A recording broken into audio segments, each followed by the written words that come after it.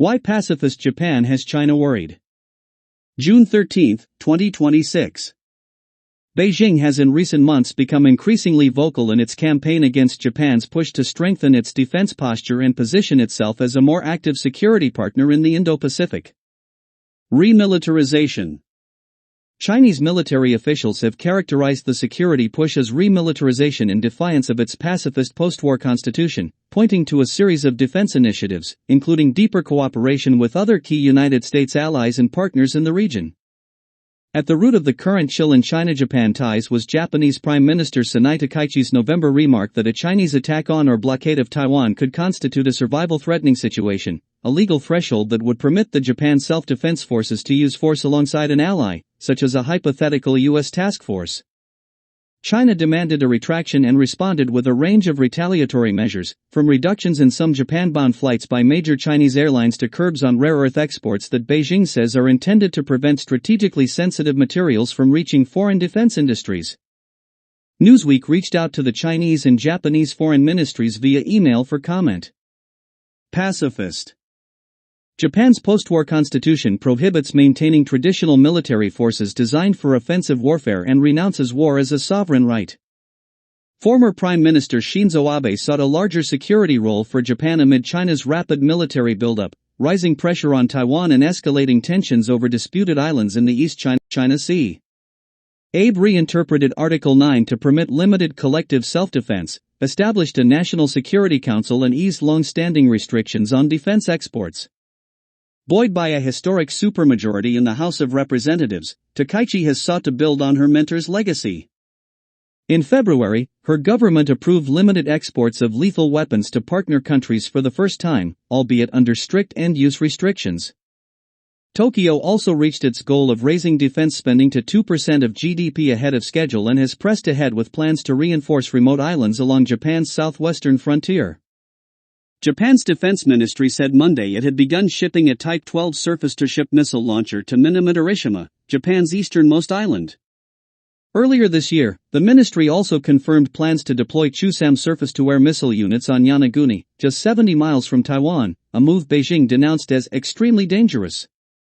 Japanese Defense Minister Shinjiro Koizumi on May 31 said defense authorities play a crucial role in maintaining a free and open Indo-Pacific, the strategic concept first championed by Abe. Military buildups and actions without clear intentions will be the cause of distrust and miscalculation, he stated, in a thinly veiled criticism of China.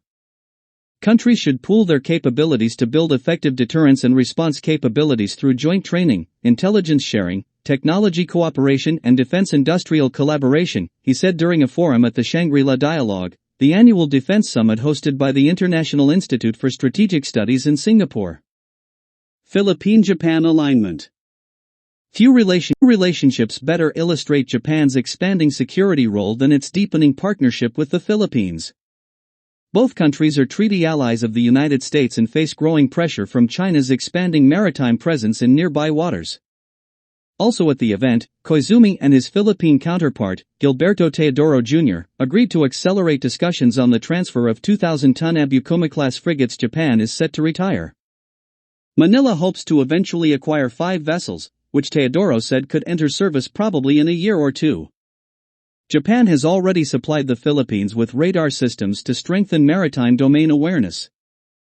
Philippine officials have also expressed interest in Japan's Type 88 anti-ship missile, which, with a range of roughly 125 miles, could become one of the first lethal Japanese defense exports under Tokyo's relaxed rules.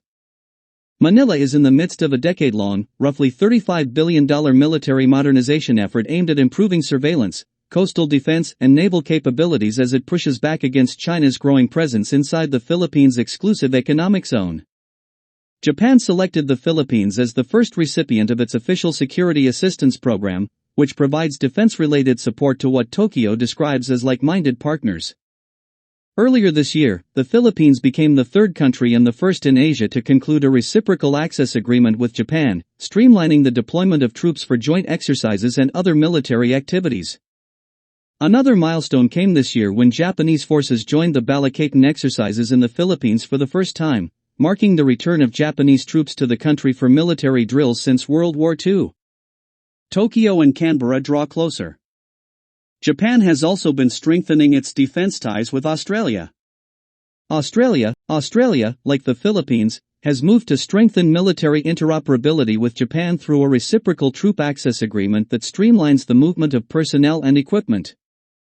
In December, Koizumi and Australian Deputy Prime Minister Richard Marles launched a framework to increase coordination on defence policy, intelligence sharing, joint activities and cooperation across the cyber, space, and missile defence domains. Australia's decision to acquire 3 and later co-develop 8 of Japan's Mogami-class frigates marked the largest defense-industrial partnership in Tokyo's post-war history. Japan's latent nuclear capability. China has also raised questions about Japan's large stockpile of plutonium, arguing that it exceeds foreseeable civilian requirements and could provide the basis for a rapid nuclear breakout capability. The criticism intensified after a senior advisor to Takaichi suggested earlier this month that Japan should begin discussing the possibility of acquiring a nuclear deterrent in light of the expanding arsenals of China and North Korea. Such a move would require abandoning Japan's 3 non-nuclear principles: not possessing, producing, or permitting the introduction of nuclear weapons. Japan possesses the overwhelming majority of the plutonium held by non-nuclear weapon states and remains unique among them in maintaining a complete civilian nuclear fuel cycle, including commercial reprocessing capabilities that allow plutonium to be extracted from spent reactor fuel. While the stockpile is intended for civilian use in mixed oxide fuel, the International Atomic Energy Agency generally considers about 8 kilograms of separated plutonium sufficient for one nuclear weapon. Japan's inventory is therefore theoretically large enough to produce thousands of warheads. In terms of a single weapon, on the order of 6 to 12 months is a fairly conservative estimate, given industrial capacity, facilities, expertise in nuclear science and, of course, the availability of physical materials. Unkid Panda, a nuclear policy expert at the Carnegie Endowment for International Peace, told Newsweek. However, Panda said Japan is unlikely to pursue nuclear weapons unless confidence in U.S. security guarantees fundamentally collapses. So what we're really seeing is hedging, investing in nuclear latency, building a plan B, so to speak, he said. A January poll conducted by GG Press found 62.6% of Japanese opposed Japan acquiring nuclear weapons, compared with 16.7% who supported the idea. A regional connector. In his Shangri-La remarks, Koizumi hailed efforts to support each country to choose for itself, to defend itself, and to contribute to regional stability. Japan is hoping to be a reliable partner for that purpose. And Japan is hoping to serve as a connecting point that brings together the efforts of the region, he said. The wording suggests Tokyo increasingly sees itself in a leadership role, according to Robert Ward, Japan Chair and Director of the International Institute for Strategic Studies Geoeconomics and Strategy Program. Ward said Japan is seeking not only to strengthen ties with the Association of Southeast Asian Nations but also to position itself as a bridge between the region and the United States. At the same time, he argued, Tokyo's growing activism does not diminish the central role of the US-Japan alliance. In a sense, Japan's pushing on a bit of an open door with some countries that are also worried about China, Ward said. But that doesn't change the primacy of the U.S. security alliance. Notably, Beijing's remilitarization refrain appears to have gained little traction beyond China and North Korea. A recent survey by the ISAS, Yusof Ishak Institute found Japan was viewed as the most trusted major power in Southeast Asia, with 65.6% of respondents naming it their preferred partner. By Newsweek, story by Micah McCartney, June 12, 2026.